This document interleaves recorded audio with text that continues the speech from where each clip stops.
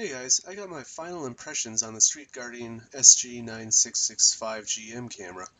Now, this isn't going to be my typical in-depth review because I actually covered quite a bit in my first impressions video, so it's almost like this is part 2 of a review. So you can watch my previous video, which I'll link above, if you want to see all the accessories that are included, or an in-depth walkthrough of the menu.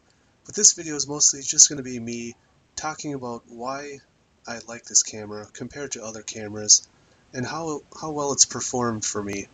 So while the first video was very objective, for the most part, this video is going to be more so my opinion.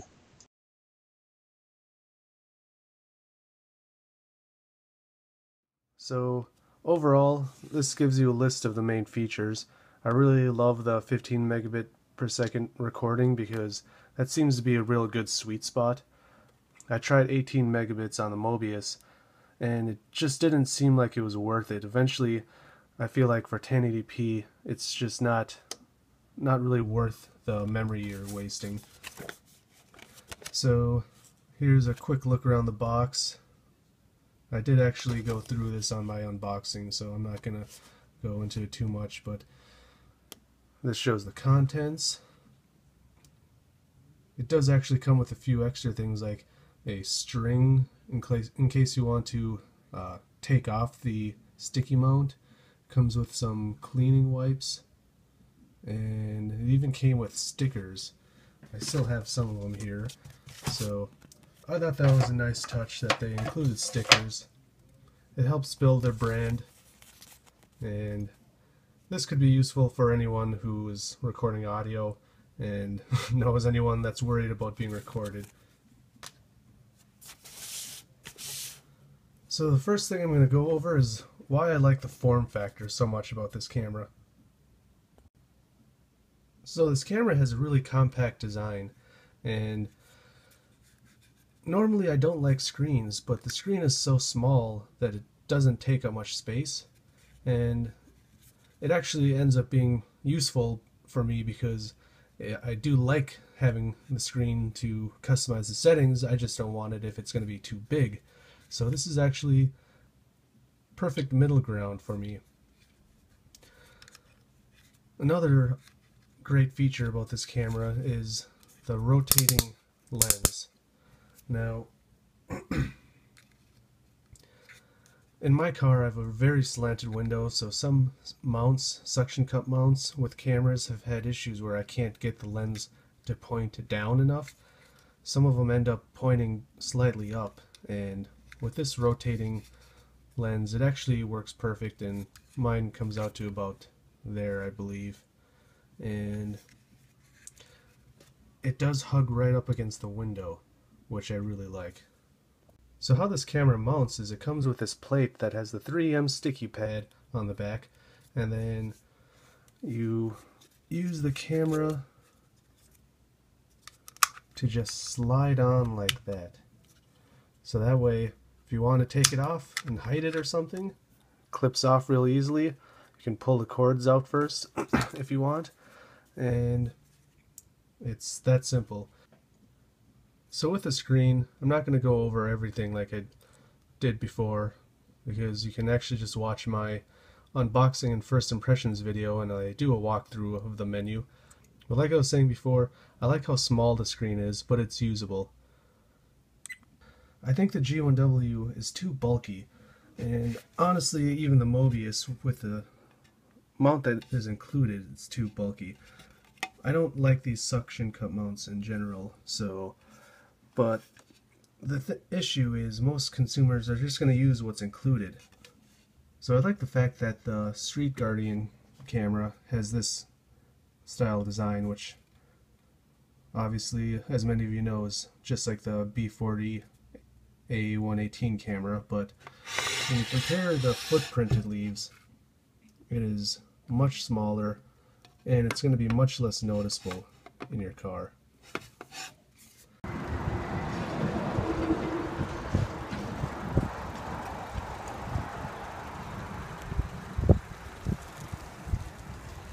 Another nice feature of this camera is the fact that it comes with a cable organizer. Now I have that installed in my car now, so I didn't take it out, but you can see in my unboxing video how I installed it. I actually am hiding the cables for my main dash camera, but this is a pretty nice way to hide your cables. I wouldn't really use it if the camera is mounted to the side though, because it just looks a little awkward, and if anything it draws attention to this when it's supposed to make it look stealthy and look like it's a part of your car. An optional feature of this camera is a GPS unit. So it is external, and you can buy it with it, or you can buy this without it. And if you decide to get the GPS later, you can buy that separate, but I like that they give you the option because I personally don't want to use GPS typically. I did for this, just for the review, but in general I don't think GPS is that necessary. So this camera is $125 without the GPS, or $150 with the GPS. Now that is pricier than the other cameras that use the same body style. Most of those are around $80 to $100, I believe. But I do appreciate the fact that Street Guardian as a company or brand is really standing by their product and offering good firmware updates. That's actually why I took so much longer on this review. I actually had my camera sent in, and John from Pier 28 was able to give me an updated firmware, which wasn't available yet at the time, but anyone that buys the camera now will have the most up-to-date firmware, and this is their own firmware, not just some third-party firmware. This is actually the Street Guardian company and brand that is releasing this firmware. So I think the $125 price without GPS is pretty fair, and I know that is a step up from the Mobius and definitely a step up from the G1W, but the quality of this product and even the form factor alone to me is worth it. So I'm going to go ahead and show some footage from the camera now and explain how I feel about the video quality. So this footage is actually from the first week I got the camera, so it is a little old now, but the reason I'm using this is lately my windows have been so dirty and keeping them clean every day has been tough. But this video is a great example of how great it looks. Even when I have too much sky in the picture, the colors and everything look great to me. License plates, like usual for a 1080p camera, are readable when I would expect them to be. Now the reason I have a lot of sky in the picture, because people always point this out to me, usually they'll tell me that I have too much sky in the picture, or they'll tell me that I have too much dashboard in the picture. Now, if you haven't been in one of the Honda Civics of the last few models, they do have really deep dashboards because of their window is so slanted. So I really have to balance between having about a third sky and a third dashboard, and then, you know, everything in the middle should be the road or what I'm trying to film, and that's been usually the best balance for me. Now this footage is actually from just this week, and as you can see we have snow now, and this picture quality actually does look worse suddenly, but I'm pretty positive, 99% sure it's just because my window is dirty, and it's just, in general, all the snow and muddy, dark road makes it look worse. I don't think the picture quality is actually worse, it's just the driving conditions are really crappy, so in general, I think it still looks good. I just have to keep up cleaning my window. Although it is worth pointing out that anytime there's a lot of snow, that means there's a lot of white on screen, so that's of course going to affect your white balance.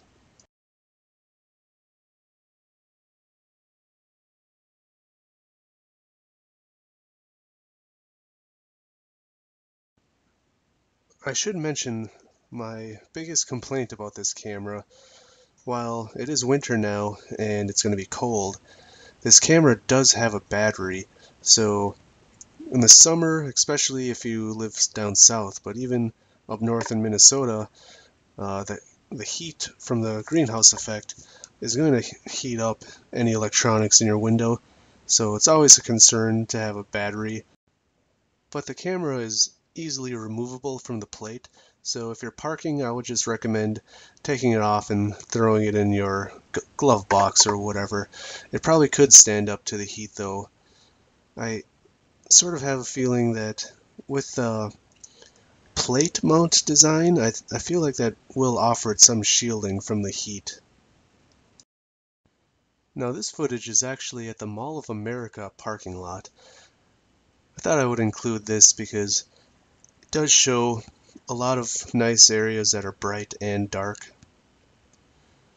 It's also sort of funny how up ahead you'll see some cars to the right will actually be parked in the driving lane.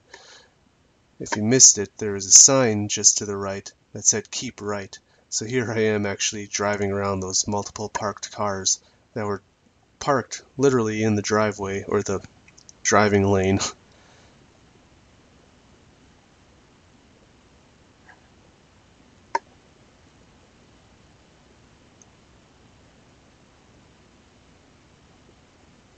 So here you can see again, this was just about 6 days ago now, and there's so much stuff on my window that it's really making the picture look worse. But like I said, if you keep your window clean, you shouldn't have this issue. It's always going to be a tougher problem for anyone who lives in any area with snow though, but you'll just have to do what you gotta do.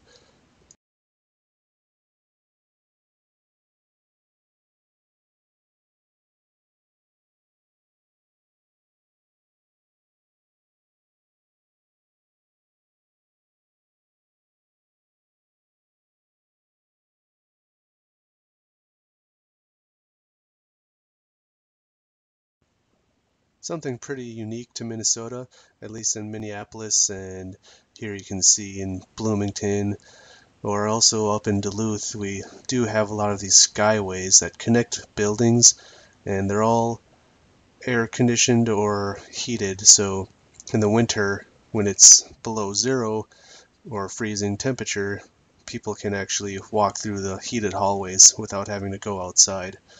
It's pretty convenient during the winter. But I thought this was a good location to test out the night footage because it does have a lot of street lights.